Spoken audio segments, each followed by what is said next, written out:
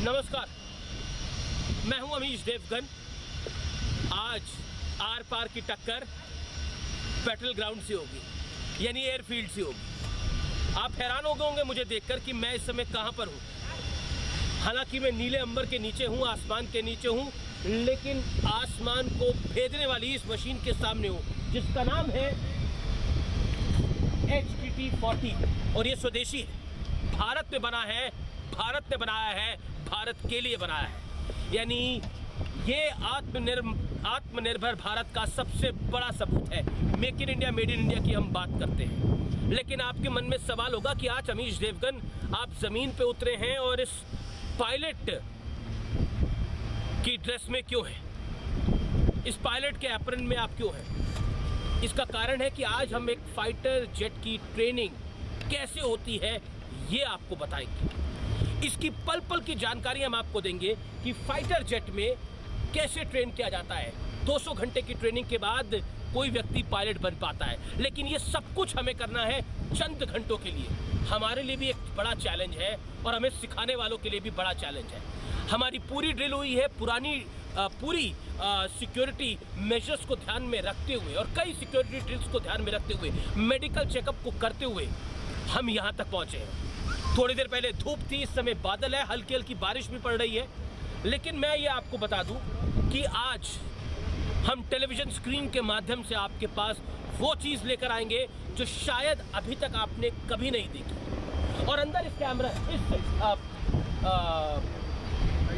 Jet में, इस aircraft के अंदर, HTT-40 के अंदर GoPro कैमरा भी लगा है, जिसके माध्यम से आप अंदर क्या होगा, कैसे हम फ्लाइट में उड़ेंगे, कैसे हम नीचे उतरेंगे, कैसे हम टर्न करेंगे, वो सब कुछ आप देख सकते हैं। तो वाकई ये नज़ारा दिलचस्प होगा आपके लिए, मेरे लिए, हम सब के लिए। तो मैं इस चैलेंज को लेने के लिए तैयार हूँ अपने को पायलट के साथ, जिनका नाम प्रत्युष अवस्थी है। आप भी तैयार रहिए।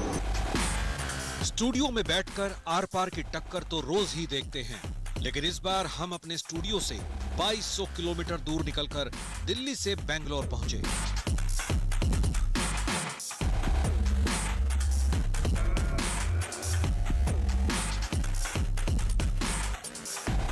हम पहुंचे HAL यानी हिंदुस्तान एरोनॉटिक्स लिमिटेड के हेडक्वार्टर, जहां हिंदुस्तान की सरहदों की हिफाजत करने के लिए तैयार किए जाते हैं फाइटर प्लेन, जहां तैयार होते हैं वायुसेना के पायलट।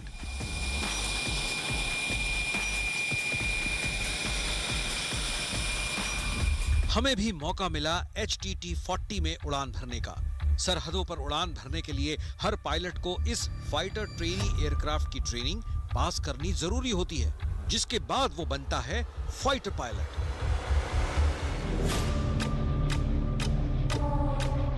फाइटर एयरक्राफ्ट में उड़ान से पहले हमें कई मेडिकल टेस्ट से गुजरना पड़ा, क्योंकि उड़ान के लिए फिट होना बहुत जरूरी है। कई जगह मेडिकल टेस्ट में कैमरे को साथ ले जाने की इजाजत नहीं मिली। हमारा बॉडी चेकअप किया गया, ECG हुई, वजन नापा गया, साथ ही कान की भी जांच की गई और इसके बाद ही फिटनेस का सर्टिफिकेट जारी किया गया।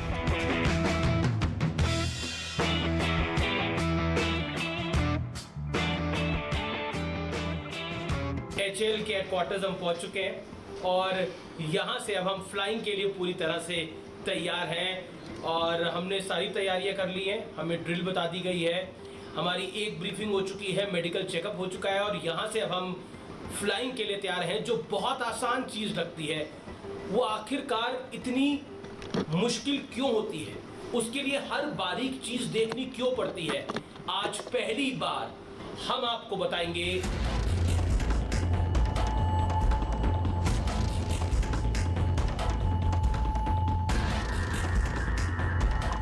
अब मैं तैयार था उस उड़ान का साक्षी बनने के लिए जिसके जरिए वायुसेना को वायुवीर मिलते हैं।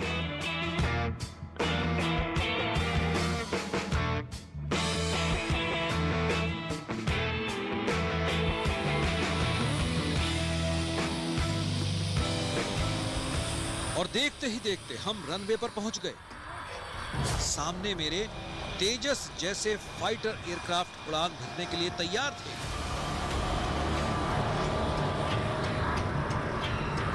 मेरे सामने HTT-40 एयरक्राफ्ट भी था जिसमें मुझे उड़ान भरनी थी। साथ में मेरे पायलट प्रत्युष अवस्थी थे। मेरे पायलट ने मुझे बताया कि क्यों फाइटर एयरक्राफ्ट उड़ाना बच्चों का खेल नहीं है। अगर चूक हुई तो जान पर भी बन सकती है। मेडिकल चेकअप के बाद, ब्रीफिंग के बाद, डीब्रीफिंग के बाद, सारे प्रोसीजर्स के बाद हम तैयार हैं अपने मिशन पे जाने के लिए। आपको पता लगेगा कि पायलट्स के लिए कितना मुश्किल होता है। हम इसमें लो फ्लाइंग भी करेंगे, मनूवरिंग भी करेंगे। तो हमारे पास इसमें इस HTT-40 में एक गोप्रो कैमरा भी है जो आपको अंदर के दृश्य भी दिखाएगा। जब हम फ्लाई कर रहे होंगे तो कैसा महसूस होता है, ये आपके लिए भी ग्राउंड जीरो की एक ऐसी रिपोर्ट है जो शायद आपने पहले कभी नहीं देखी होगी। मेरे साथ मेरे पायलट हैं प्रत्युष अवस्थी, साथ ही डायरेक्टर साहब भी हैं। अवस्थी जी,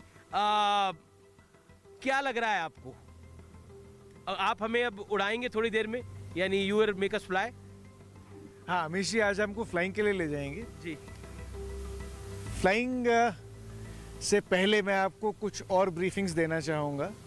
इसमें आज आपको मैं 2 प्रकार की इमरजेंसीज के बारे में ब्रीफ करूँगा, क्योंकि आप पहले कभी ऐसे किसी एयरक्राफ्ट में फ्लाई नहीं करे जो कि एरोबैटिक इन नेचर हो और जिसमें कि आप सीट से 4 पॉइंट सिस्टम से हार्नेस्ड हो और जिसमें आपको ऑक्सीजन वगैरह कनेक्टेड हो। अगर कोई ऐसी इमरजेंसी आई कि जिसमें हमको ज़मीन पे जहाज़ खाली करना पड़ा, तो मैं आपको बताऊंगा कैसे आप अपनी इजेक्शन सीट से अपने आप को अलग करेंगे जी। कैसे आप अपने आप को अनस्ट्रैप करेंगे कैनोपी से खोल के, कैसे आपको जल्दी से जल्दी जहाज़ से बाहर आना पड़ेगा अगर कोई ऐसी इवेंचुअलिटी होती है तो। दूसरी इवेंचुअलिटी, अगर हम फ्लाई कर रहे हैं और एयरक्राफ्ट में ऐसी कोई तकनीकी खराबी आ जाती है जिसके के कारण हम जहाज़ को वापस नहीं ले सकते, तो हम अपने आप को कैसे बचाएंगे। इस सेफ्टी के लिए इस जहाज़ में इजेक्शन सीट्स हैं, बहुत ही एडवांस इजेक्शन सीट्स हैं। और इजेक्शन सीट में किस प्रकार हैंडल पुल किया जाता है, जिसके के बाद कैनोपी फटती है, कैनोपी फटने के बाद सीट एक के बाद बाहर निकलती हैं।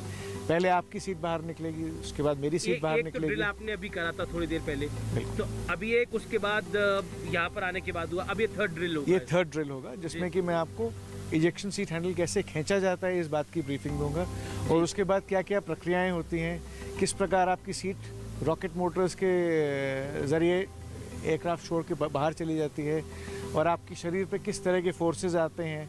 आपको अपना सिर पीछे लगा के रखना होता है इजेक्शन के दौरान। उसके बाद पैराशूट खुलता है, किस प्रकार सीट आपसे अलग होगी, किस प्रकार आप पैराशूट के ज़रिए ज़मीन पे लैंड करेंगे। इस ब्रीफिंग के पश्चात मैं आपकी फ्लाइंग ब्रीफिंग करता हूं, जिसमें कि आपको मैंने बताया आप लो फ्लाइंग करेंगे, आप एरोबैटिक्स करेंगे और उसके बाद आपको लैंडिंग के लिए लाएंगे। क्योंकि आपने तो फ्लाई करा हुआ है, तो आप क्या टिप देना चाहते हो हमारे व्यूअर्स को और मुझे?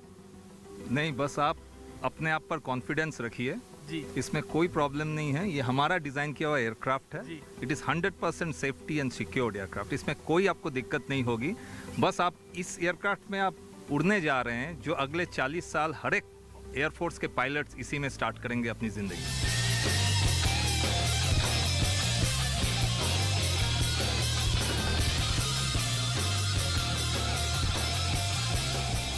मैं आपको जैसा कह रहा था, ये देखिए कितने बड़े बड़े और सुंदर डिस्प्लेज हैं जी। इन डिस्प्लेज पे आपको इस प्रकार की सारी इंफॉर्मेशन मिल जाती है जो कि एक यंग ट्रेनी से लेके एक एडवांस पायलट के कॉकपिट में होती हैं जी। इस कॉकपिट में आपको इतनी जगह तो नहीं मिलेगी, बट ये कॉकपिट उस एनवायरनमेंट को रिप्रेजेंट करता है जो कि ट्रेनी की लाइफ में फर्स्ट स्टेपिंग स्टोन है, जो कि वो सारी ज़िंदगी इस तरह के कॉकपिट्स और शायद इससे और छोटे कॉकपिट्स में फ्लाई करेगा। ये आपने बताया था सेफ है। जब हम फ्लाई करने लगते हैं then you have to press it. ये है इजेक्शन सीट का सेफ्टी लीवर। ओके। इससे आप इजेक्शन सीट को सेफ और आर्म्ड कर सकते हैं। और आर्म्ड कर सकते हैं। सेफ हो, ये आर्म्ड हो गया एंड दिस इज सेफ हो गया। अगर सीट आर्म्ड है और आप इजेक्शन सीट हैंडल खींचेंगे जी, तो आप बहुत ही जोर से आपके नीचे रॉकेट मोटर्स चालू होंगी जी। जैसे आपको हमने 2G और 3G समझाया था। जी जी। आप 17-18G से कॉकपिट के बाहर फेंके जाएंगे ताकि आप कोई भी डैमेज जो एयरक्राफ्ट को हो रहा है जी, उस क्षतिग्रस्त एयरक्राफ्ट से आप दूर रहें। इसलिए आपको इस रॉकेट बूस्टर्स के थ्रू 16 से 18G की फोर्स से बाहर फेंका जाएगा कॉकपिट के। जी। और इसके अलावा फिर हमें ये बेल्ट्स बांधनी है। आप स्ट्रैप अप होने के लिए इस प्रकार ये बेल्ट्स अपने दाहिने और बाएं ओर से लगाएंगे जी और स्ट्रैप अप हो जाएंगे। ओके। और उसके बाद आप फ्लाइंग के लिए रेडी हो पाएंगे। ओके। और देखते ही देखते हम आसमान की उड़ान भर रहे थे। हम जमीन से 22,000 फीट की ऊंचाई पर पहुंच चुके थे। अब फाइटर ट्रेनिंग एयरक्राफ्ट ने हवा में गोते खाना शुरू किया। कभी हमारा एयरक्राफ्ट आसमान में बादलों को चीरता हुआ निकला, तो कभी कलाबाजी करते हुए जमीन को छूने लगा। कभी पायलट एयरक्राफ्ट को उल्टा करके उड़ाते तो कभी इन्वर्टेड उड़ाते। उड़ान के दौरान कई बार हम पहाड़ों के करीब से भी गुजरे। अचानक पायलट ने एयरक्राफ्ट को आसमान में 90 डिग्री पर घुमा दिया। एयरक्राफ्ट बिल्कुल सीधा हो गया। मेरा वजन 1 जी से बढ़कर सीधा 5 जी पहुंच गया, यानी 5 गुना। दरअसल सामान्य स्थिति में वजन 1 जी होता है, लेकिन वर्टिकल फ्लाइट में ये 5 जी तक पहुंच जाता है, यानी मेरा वजन 70 किलो से बढ़कर सीधा 350 किलो के करीब पहुंच गया। अब हम रनवे पर लौट चुके थे। चेहरे पर मिशन पूरा होने का सुकून था।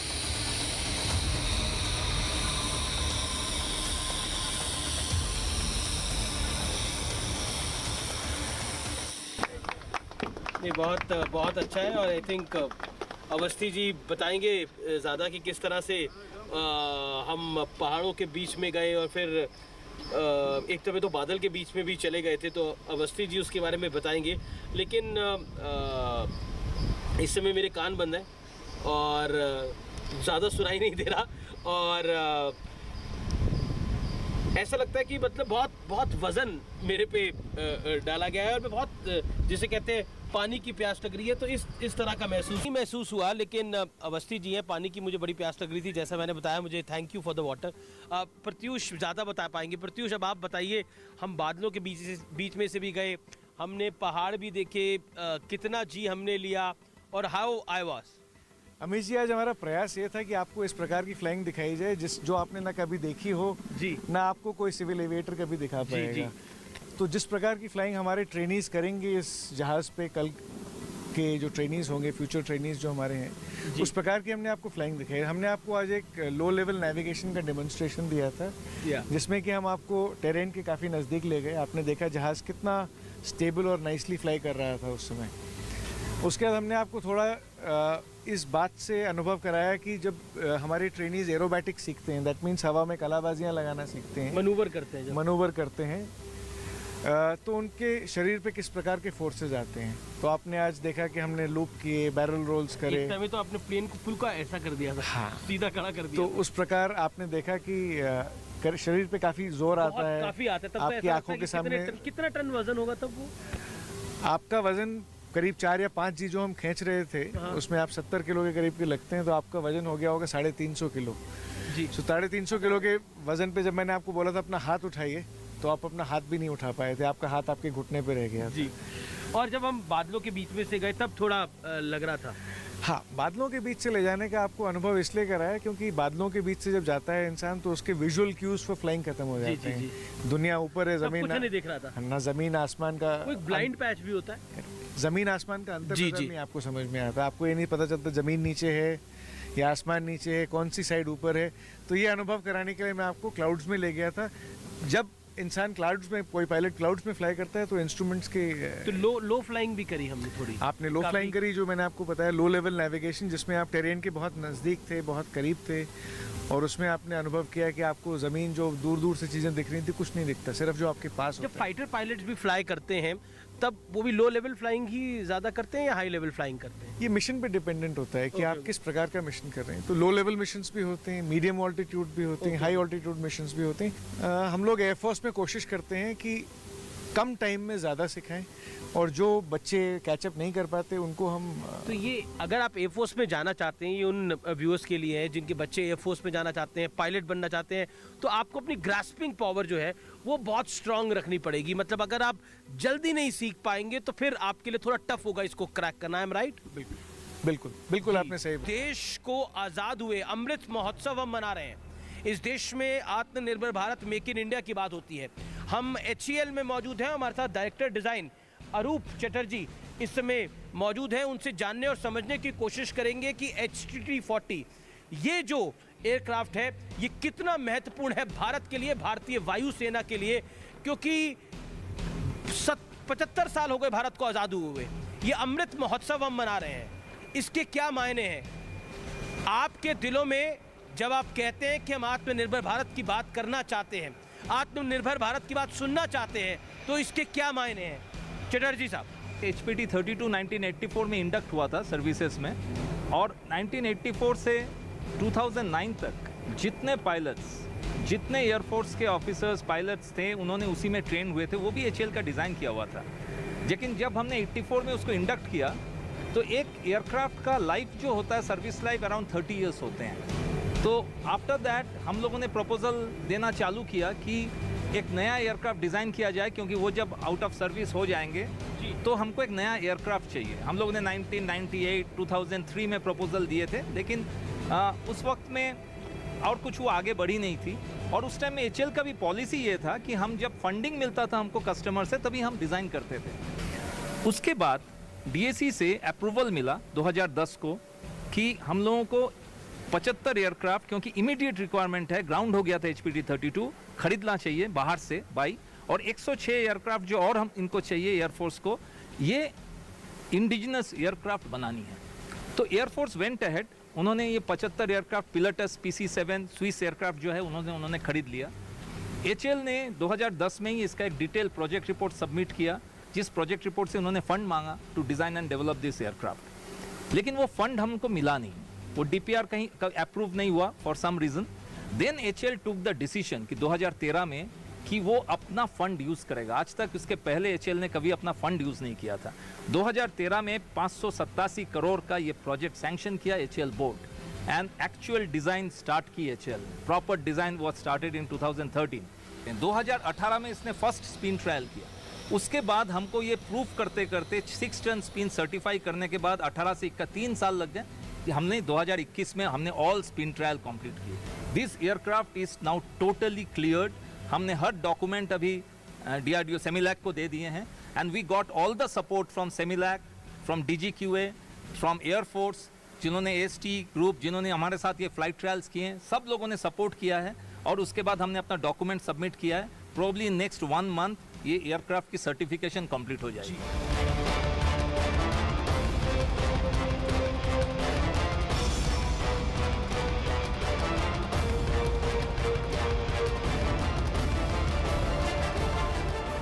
HAL का बनाया हुआ जहाज, यानी वो जहाज जो आत्मनिर्भर भारत का सबसे बड़ी निशानी है। क्योंकि हम अक्सर बात करते हैं कि भारत में अपने जहाज क्यों नहीं बनते। वो कहा जाता है ना कि हम बड़ी गाड़ियां तो बना लेते हैं, लेकिन हम एक साइकिल क्यों नहीं बनाते।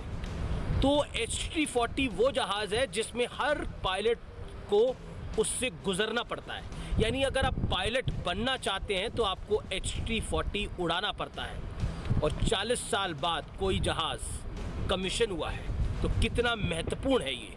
मेरे साथ बात करने के लिए प्रशांत भदौरिया है। भदौरिया साहब, क्यों महत्वपूर्ण है ये जहाज़? बेसिकली यही वो जहाज़ है जिसपे सारे एयरफोर्स के ट्रेनर पायलट जो हैं वो अपनी पहली ट्रेनिंग करेंगे, अपनी पहली उड़ान भरेंगे जी। 40, आपने सही बताया, 40 साल बाद HAL ने अपना इंडिजिनस ट्रेनर दिया है। इससे पहले वाले ट्रेनर ग्राउंड हो चुके हैं और भारतीय वायुसेना को इसकी अत्यंत आवश्यकता है। ये जहाज़ हमने 5 साल में डेवलप किया है और हमारे पास इंडियन एयरफोर्स के 70 जहाज़ का ऑर्डर है जो हम सप्लाई करेंगे 5 साल के अंदर। तो अभी कुछ देर पहले हमने एक टेक्निकल टीम के साथ हमने आपको मिलवाया, लेकिन ये एक टेक्निकल टीम है जो लगातार ऑन ग्राउंड इस एयरफील्ड पे काम करती रहती है। जो 3 thumbs up for them. Hip hip hooray! Hip hip hooray! I for India! And how's the जोश? That's the point. बहुत बहुत शुक्रिया आप लोगों का यहाँ पर हमें इतना समय देने के लिए। Thank you so much. और आपका एयरक्राफ्ट उड़ा के मुझे बड़ा अच्छा लगा प्रशांत। Thank you.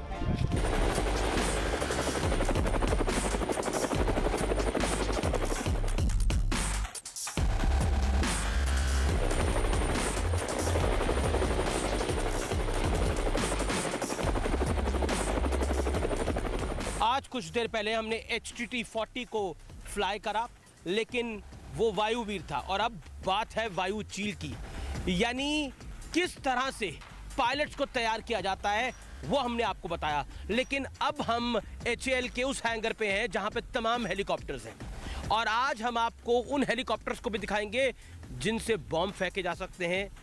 आज हम आपको उन हेलीकॉप्टर्स को भी दिखाएंगे जो कि लाइट कॉम्बैट हेलीकॉप्टर्स के नाम पर आते हैं। चेतक चीता हेलीकॉप्टर का आपने नाम सुना होगा। चेतक और चीता हेलीकॉप्टर को कौन सा हेलीकॉप्टर रिप्लेस कर रहा है, आज हम उसके भी दर्शन आपको कराएंगे, जो आत्मनिर्भर भारत की सबसे बड़ी निशानी है। फाइटर ट्रेनर एयरक्राफ्ट उड़ाने के बाद अब बारी थी उन हेलीकॉप्टर्स को जानने और समझने की जो युद्ध के दौरान दुश्मनों के छक्के छुड़ा देते हैं। और अब हम ALH में फ्लाई करने के लिए पूरी तरह से तैयार हैं। इसके लिए कोई बड़ा मेडिकल चेकअप नहीं करना पड़ता। ये एक सामान्य तरीके से इसको फ्लाई किया जाता है, लेकिन कुछ डूज एंड डोंट स्ट्रिक्टली होते हैं इसके लिए। और जो आज हमें फ्लाई कराएंगे वो हैं पायलट एस ए कुंटे और राजीव दुबे। आपसे मैं जानना चाहता हूँ कि इसकी ड्रिल क्या होती है? सेफ्टी ब्रीफिंग हम पहले करते हैं पैसेंजर्स के लिए। मैंडेटरी सेफ्टी ब्रीफिंग होती है। आपको सीट बेल्ट पहनना पड़ेगा। Without seat belt you are not permitted to sit in the aircraft and no extra movements in the aircraft. So the profile will be, we will take off. We will climb to an altitude of 4,000 feet at a speed of about 160 kilometers per hour. And we'll be flying at that altitude only over in the local flying area. And in that process, then you can finish your interview and other things. No extra movements, minimal movements in the aircraft when you're flying. जी, आप थोड़ा mister Dubey बताइए इस helicopter के बारे में बताइए, और इसके अलावा क्या खास ज़रूरत होती है जो कॉमन लोगों को नहीं पता होता, जो हमारे व्यूअर्स हैं जो कि इस समय देख रहे हैं हमें ग्राउंड जीरो पर, उन्हें नहीं पता होता। और ये आत्मनिर्भर भारत की एक बड़ी निशानी है, मेक इन इंडिया।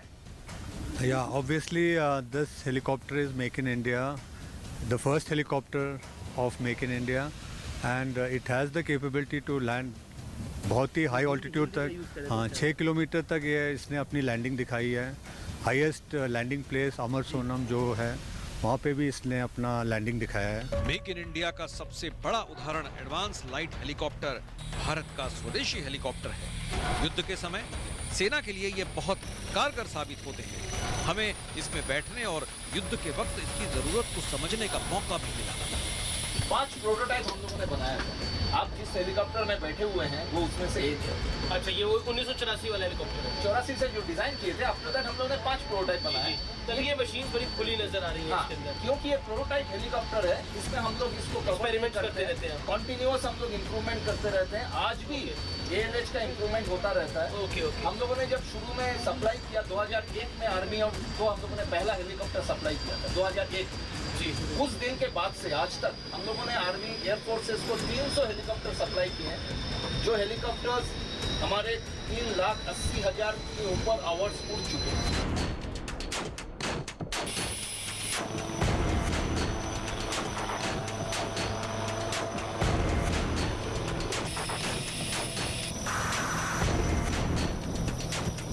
अब मैं उस हेलीकॉप्टर के पास हूं जिस हेलीकॉप्टर को देश देखना चाहता है, यानी व्यूअर्स आप देखना चाहते हो। और ये हेलीकॉप्टर आप क्यों देखना चाहते हो, इसका कारण आपको जब आप इस हेलीकॉप्टर को देखेंगे बाहर से, अंदर से, दाएं से, बाएं से, आगे से, पीछे से, तो आपको पता लग जाएगा कि ये हेलीकॉप्टर आखिरकार क्यों ज़रूरी है, भारत के लिए क्यों ज़रूरी है। और इस हेलीकॉप्टर का नाम भी जो है वो भगवान शिव के नाम से है, रुद्र। मैं इस समय रुद्र के सामने खड़ा हूं और इस हेलीकॉप्टर में गन्स भी हैं, कई सारी मशीन्स भी हैं। ये हेलीकॉप्टर बहुत महत्वपूर्ण है और इसी का एक वर्जन था जिसको उरी, इसी हेलीकॉप्टर के वर्जन को उरी जब हुआ था और उसके बाद हमने सर्जिकल स्ट्राइक करी थी। उस सर्जिकल स्ट्राइक में भी इसी हेलीकॉप्टर को इस्तेमाल किया गया था जब हम सैनिकों को वापस लेके आ रहे थे। इसकी ज़्यादा जानकारी हम चीफ टेस्ट पायलट से ज़रूर लेंगे। और ये हेलीकॉप्टर वाकई आपके लिए बहुत महत्वपूर्ण है, जानना, देखना और समझना। लेकिन ये पहली बार टेलीविज़न स्क्रीन के इस पार आ रहा है। मैं हमेशा आर पार करता हूँ, आर पार की टक्कर करता हूँ, लेकिन असली आर पार ये करते हैं, असली आर पार ये करते हैं, ये लोहा लेते हैं जिसे हमारे सैनिक इस्तेमाल करते हैं।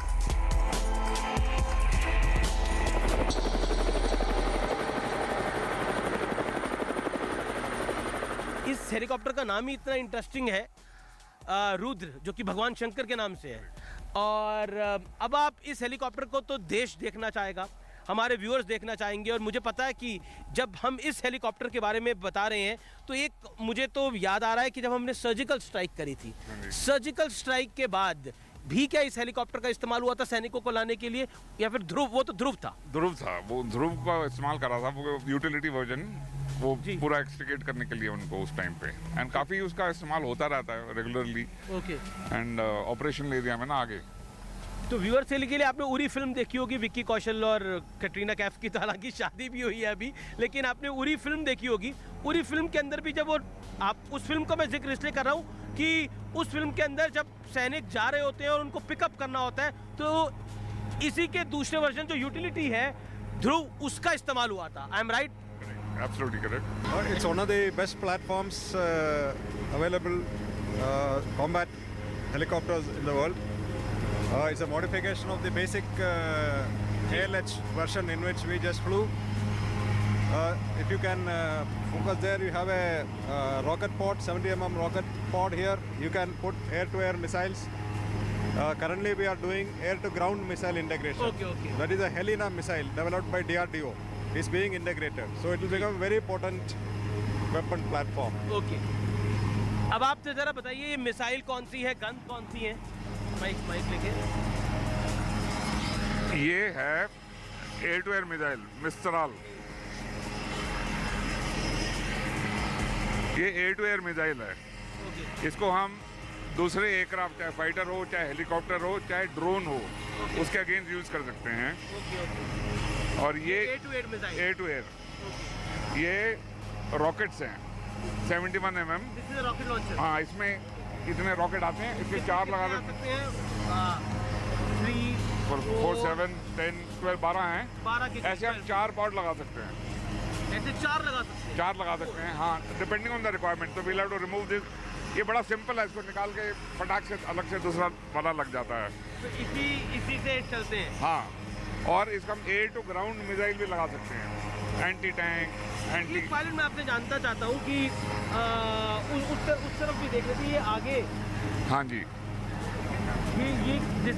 ये गन है, टर्रेट गन।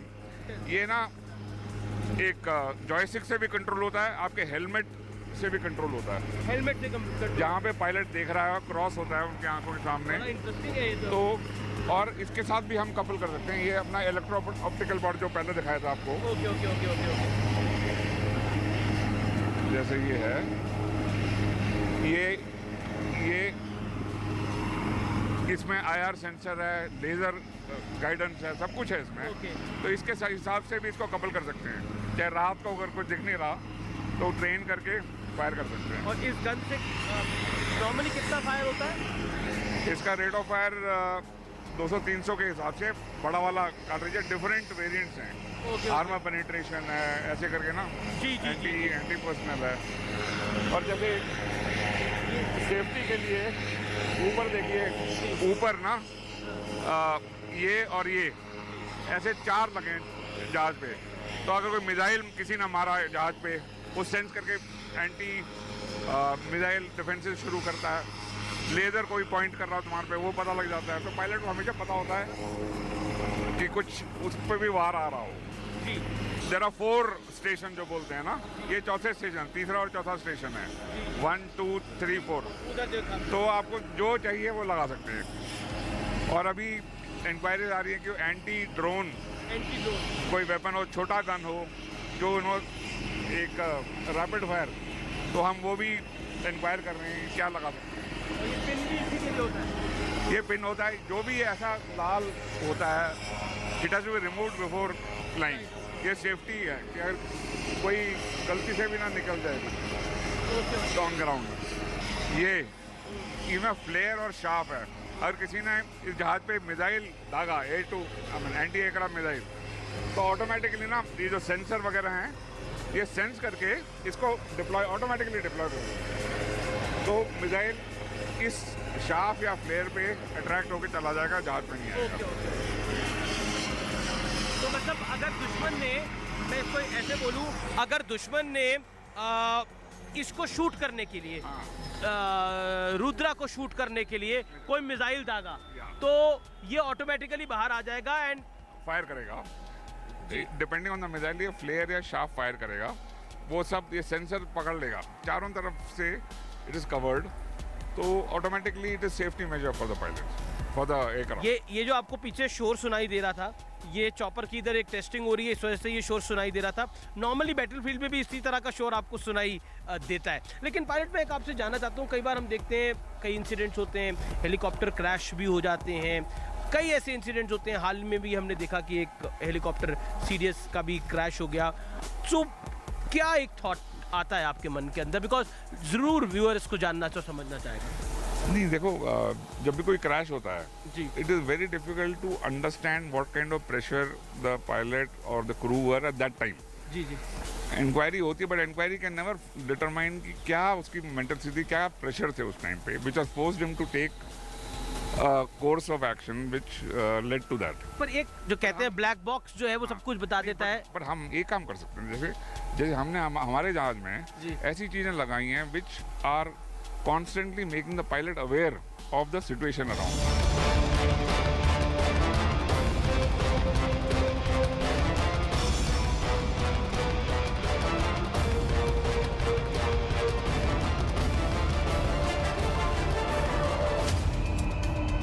इसके बाद बारी थी उस हेलीकॉप्टर की जो चीता और चेतक को रिप्लेस करने जा रहा है, और वो है LUH। अब हम एक और हेलीकॉप्टर के पास पहुंचे हैं। अगर मैं आपको अंदर लेके जाऊंगा हैंगर में तो वहां पर 3-4 हेलीकॉप्टर और हैं, लेकिन ये लाइट यूटिलिटी हेलीकॉप्टर है जो चीता और चेतक हेलीकॉप्टर, बड़े फेमस हेलीकॉप्टर्स हैं, उनको रिप्लेस करेगा। इसके डायमेंशन क्या है ये जानने बड़े ज़रूरी है। तो यही हेलीकॉप्टर है जो चीता और चेतक को रिप्लेस करेगा। हाँ जी अमीश जी, चीता चेतक हेलीकॉप्टर जो है वो हमारी 1960s की टेक्नोलॉजी है, और वो हमारी डिज़ाइन डेवलपमेंट भी नहीं थी, वो हम लोगों ने मैन्युफैक्चर कर रहे थे। इतना 50 सालों तक वो ही काम कर रही थी। तो इसके बाद आर्मी और एयरफोर्स ने डिसाइड किया कि बहुत दिन हो गए, अब हमको वो रिप्लेस करनी है। तो 384 हेलीकॉप्टर का रिक्वायरमेंट है आर्मी एंड एयरफोर्स की। तो ये प्रोजेक्ट हम लोगों को दिया गया था, ये रिप्लेस करेगा। 2009 से हम लोगों ने ये प्रोजेक्ट लिया है। जी जी जी। और इसने पूरा अपना जितना सर्टिफिकेशन जरूरत है, इट हैज़ ऑलरेडी कम्प्लीटेड। जी जी जी, आपने तो इसको डिज़ाइन कराया, तो वो आपका क्या कहना है, ये चीता और चेतक को रिप्लेस करने के लिए तैयार है, और दुनिया में ये कहाँ खड़ा होता है in word order? This is much better than the cheetah and chetak, because at high altitudes the cheetah can lift only 25 kg payload, plus the cheetah can seat only very few people, like chetak can seat only 6 people.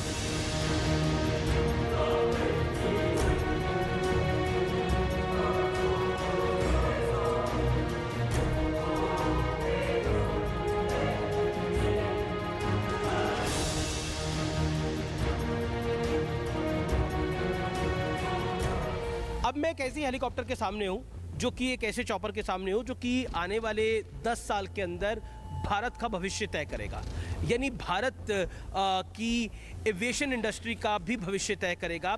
क्योंकि अभी हमने हाल में एक बड़ा दुखद incident देखा जिसमें CDS chief of defence staff general Bipin Rawat जो MI-17 जिसको मी-17 भी कहते हैं उसमें सवार थे, और वो दुर्घटनाग्रस्त हो गया।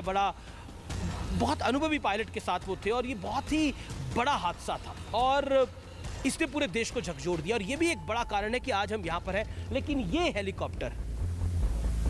हेलीकॉप्टर आने वाले दिनों में मी-17 MI-17 जो कि दुर्घटनाग्रस्त हुआ, क्रैश हुआ, उसको रिप्लेस करेगा। ये सबसे ज़्यादा महत्वपूर्ण है। 8 से 10 सालों के अंदर अगर ऐसा होता है तो ये आत्मनिर्भर भारत के लिए, मेक इन इंडिया के लिए बड़ी गर्व की बात होगी कि एक विदेशी हेलीकॉप्टर को भारतीय हेलीकॉप्टर रिप्लेस करेगा। ये हेलीकॉप्टर मल्टी पर्पस हेलीकॉप्टर है। मेरे साथ चीफ टेस्ट पायलट हैं इस पर बताने के लिए। इस हेलीकॉप्टर का नाम क्या है, पहली बात। दूसरा, इसकी यूसेज क्या हो सकती है, और ये कब तक शामिल हो सकता है, कब तक आ सकता है? इसको हम इंडियन मल्टी रोल हेलीकॉप्टर बोलते हैं जी। ये जो हेवियर क्लास हेलीकॉप्टर उसको रिप्लेस करने के लिए, तो हमने HAL ने लाइट और अल्ट्रा लाइट सब हमने बना दिए हैं। जी, जी। जितनी भी हमारे देश की रिक्वायरमेंट थी हमने सब पूरी कर दी है, सिवाय इस वेट क्लास से। 13 टन वेट क्लास में आता है, मी-17 वेट क्लास में आता है। अभी हम इसको डेवलपमेंट शुरू हो गया and government is suppose funded, उसके हिसाब से हम शुरू कर देंगे फुल ब्लास्ट। 8 साल में इसका सब कुछ रेडी हो जाना चाहिए। अगर 8 साल में रेडी हो गया तो मी-17 जो हैं हमारे पास एयरफोर्स में हैं वो फेज आउट होने शुरू हो जाएंगे उस टाइम पे, और ये उनको रिप्लेस करेंगे। ये बिल्कुल स्टेट ऑफ द आर्ट होगा। स्टेट ऑफ द आर्ट होगा। इसको मैं आपको अंदर से भी दिखाना चाहता हूँ कि कितना अच्छे से ये बना हुआ है जी। तो ये अभी तो ऐसे नॉर्मली हेलीकॉप्टर्स होते नहीं है, ये तो एक तरह से एयरक्राफ्ट की तरह लग रहा है, मिनी एयरक्राफ्ट की तरह लग रहा है। इसको हमने लेआउट को वीवीआईपी वेरिएंट में करा हुआ, तो इसका एक रोल होगा जो VVIP carrying, prime minister president उनको कैरिंग के लिए, तो उसके लिए हम जो भी पैटर्न चाहिए, जो भी कन्वीनियंस चाहिए वो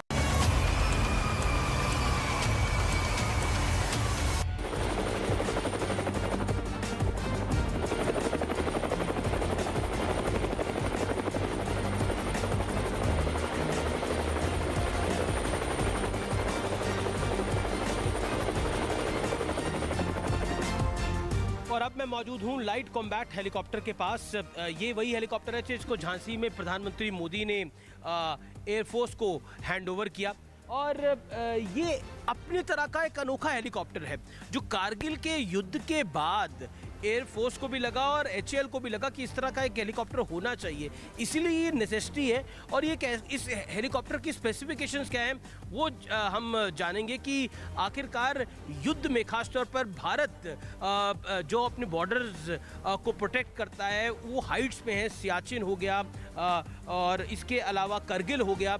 इन हाइट्स को प्रोटेक्ट करने के लिए ये हेलीकॉप्टर क्यों इतना इम्पॉर्टेंट है, इसकी हम बात करेंगे। हमारे साथ डायरेक्टर मौजूद हैं।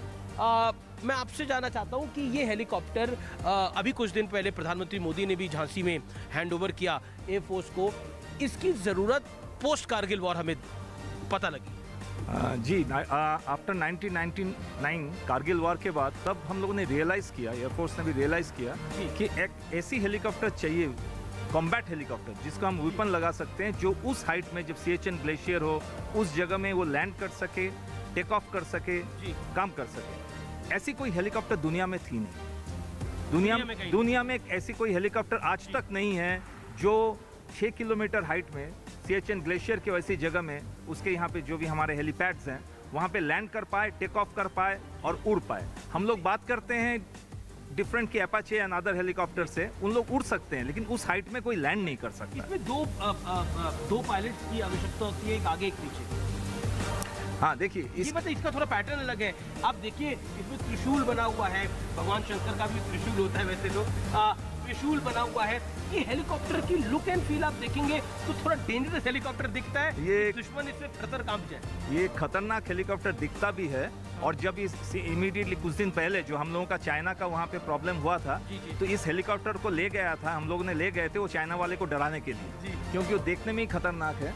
और इसका आप शेप देखेंगे, जो ये शेप है, सामने पीछे पायलट्स बैठते हैं, और ये शेप स्पेसिफिकली कॉम्बैट रोल के लिए बनाया गया है ताकि इसमें एक स्टेल। चाइना वाले डर गए थे, वो तो ऑब्वियसली डरेंगे। ये हेलीकॉप्टर जब मूव करती है, उड़ती है, तो सब लोग डर जाते हैं। तो ये जो हेलीकॉप्टर बनाई गई थी बेसिकली ये शेप के कारण, ताकि ये इस शेप से हम लोगों का जो IR सिग्नेचर है वो कम हो जाता है, स्टेल्थ जिसको हम लोग कहते हैं टेक्नोलॉजी में।